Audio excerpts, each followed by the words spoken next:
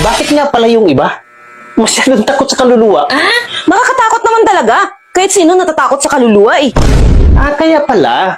Kasi nung naglalakad kami ng katrabaho ko na sexy ang suot, ang sabi ng mga grupo ng mga kalalakihan, Miss, kitang-kita na yung kaluluwa mo. Bakit? Nakita ba talaga nila ang kaluluwa ng kasama mo? Siguro, kasi nung nilapitan sila ng kasama ko, nagsitakbuhan sa takot. Eh bakit ikaw? Paano mo nasabing takot sa'yo ang kaluluwa? Alam mo, Ines, pagyayabang ha, kumakain ako ng kaluluwa. Eh, takot ang mga yan sa akin eh.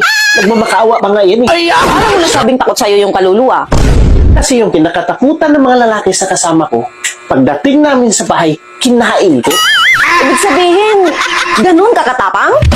Oo naman. Yun yung time na nagmamakawa na sa akin yung kaluluwa. Alam mo yung iba, sobrang takot na takot dyan. Pero ikaw kinain mo lang? Paano nagmamakaawa sa'yo yung kaluluwa?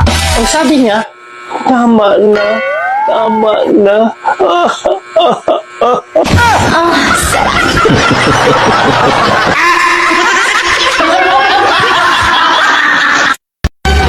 Oh, sarap ng ginawa mo, mahal ngayon.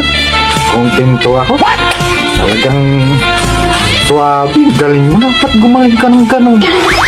Dati hindi ka naman ganyan ah. Dati pag nag-ana-ana tayo, para ka lang tinibang saging na nakahiga. Pero ngayon, iba na mahal. Iba ka. Bakit? Buti naman mahal, gustuhan mong performance ko. Eh, kasi mahal, tinuruan ako ng husto ni kumpare. Madalas niya akong turuan, kaya gumaling ako ng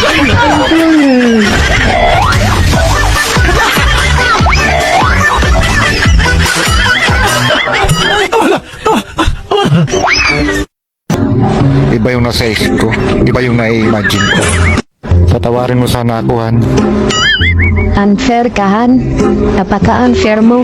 Samantalang ako, ikaw ang palagi nasa isip ko. Paano mo nasabing ako ang palagi ang nasa isip mo? Salamat, Han, ha. Eh kasi ako, kahit kami ni kumpare ang magkatabi, ikaw palagi ang nasa isip ko na baka mahuli mo kami. Hayop ka, Han. Hayop ka. Susi. Dala mo ba yung susi? Oo, ito, dala ko, oh. Hagis mo, sasaluhin ko. Ha? Ihagis ko? Sure ka? Marunong ka ba sumalo? Oo, marunong ako sumalo. Sus, marunong. Nahulog nga ako sa'yo, di mo ako sinalo eh. Falling in love with